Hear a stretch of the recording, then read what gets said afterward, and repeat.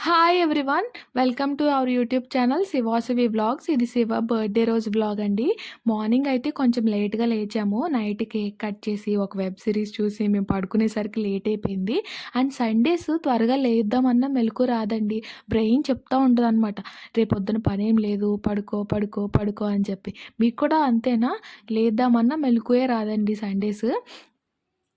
కొంచెం లేట్‌గా లేచాము. ఫ్రెష్ అయిపోయి మంచిగా ఇంట్లో దీపారాధన అయితే చేసుకున్నాము. శివాకి ఆఫీస్ నుంచి అండ్ బర్త్‌డే విష్ కాల్స్ వస్తూనే ఉన్నాయి. ఆయనేమో కాల్స్‌లో బిజీ. నేనేమో సండేనే కదా మనకు టైం దొరికేది. సో, క్లీనింగ్ వర్క్స్ అన్నీ కంప్లీట్ జేసుకోవాలి ఇంట్లో. మాపింగ్ అండ్ లాండ్రీ, బట్టలు వేయడము, వాషింగ్ మిషన్‌లో అవన్నీ.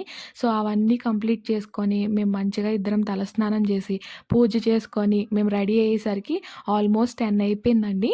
శివ నాకు చెప్పకుండా టికెట్స్ బుక్ చేశారు. England versus India test match అవుతుంది కదా వైజాగ్‌లో, దానికి వెళ్ళడానికి. అండ్ నాకు ముందే చెప్పారు 10:00 కల్లా మనం స్టేడియంలో ఉండాలి అని చెప్పి. బట్ ఇంట్లోనే 10 అయిపోయిందండి. అండ్ ఇక్కడ చూసారా, నేను కెమెరా బానే సెట్ చేశాను. బట్ తలకాయలు ఎగిరిపోయాయి. ఏం చేయలేం. బిగినర్ మిస్టేక్స్ అని చెప్పి నేను బ్లండర్స్ చేస్తున్నాను కదా! సారీ అండి. I'll I'll I'll be careful ఇక నుంచి. అండ్ ఇక్కడైతే మంచిగా పూజ కంప్లీట్ చేసేసుకున్నాము.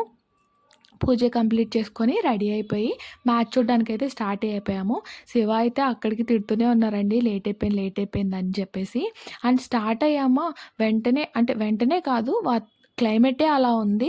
మొత్తం మబ్బులేసేసాయండి. ఇక చూడండి, నాకైతే దడ్ దడ్ స్టార్ట్ అయింది లోపల. ఇంక వర్షం పడి మ్యాచ్ అయిపోయిందంటే ఇంక నన్ను ఫుల్‌గా తిడతారు. అండ్ బర్త్‌డే రోజు పాపం తను డిసప్పాయింట్ అయిపోతారు అని చెప్పేసి దేవుడికి మొక్కుకున్నాను. వర్షం పడకూడదు, ఈరోజు ఎండ వేయాలి, మ్యాచ్ మేము కంప్లీట్‌గా చూడాలి అని. అది గుర్తుపెట్టుకోండి, తర్వాత చెప్తాను.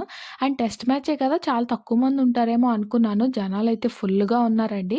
అండ్ ఒక హాఫ్ అన్ కిలోమీటరు ముందే పార్క్ చేసి నడుచుకుంటా వెళ్ళాల్సొచ్చింది. అండ్ మ్యాచ్‌కెళ్ళామా, ఎండ అయితే దోల తీరిపోయిందండి అసల.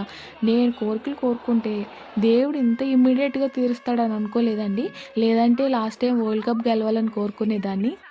ఏం చేయలేం. లేట్ రియలైజేషన్ అనమాట. మ్యాచ్ అయితే బాగా అయిందండి. బట్ చాలా ఎండ ఎక్కువుంది.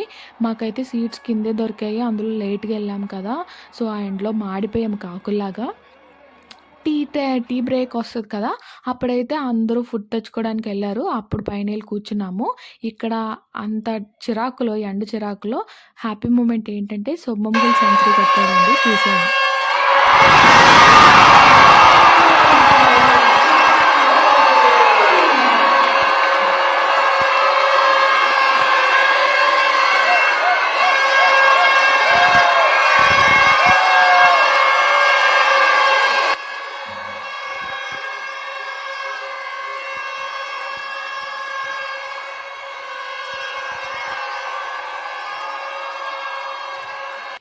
యాక్చువల్లీ నేను ఫస్ట్ నుంచి విరాట్ కోహ్లీ ఫ్యాన్ అండి.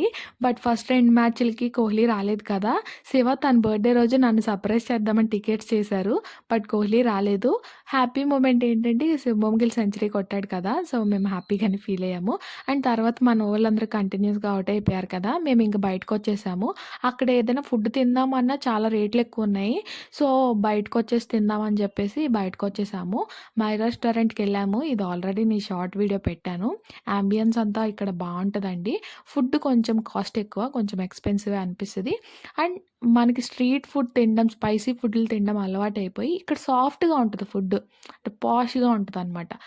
మా టైప్ కాదు కదా! సో, నాకు పెద్దగా నచ్చలేదు.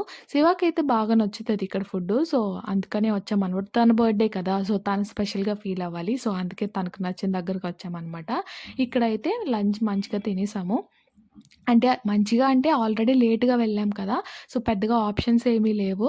ఫస్ట్ అయితే కొంచెం సూప్ తాగేసి డైరెక్ట్ అటాక్ బిర్యానీ తినేసాము. ఇక్కడ యాంబియన్స్ అంటే ఆ డెకరేషన్‌ల మీద పెట్టినంత కాన్సంట్రేషను ఫుడ్ మీద పెట్టరేమో అనిపిస్తది. శివ అయితే మంచిగా ఫుడ్‌ని ఎంజాయ్ చేశారు.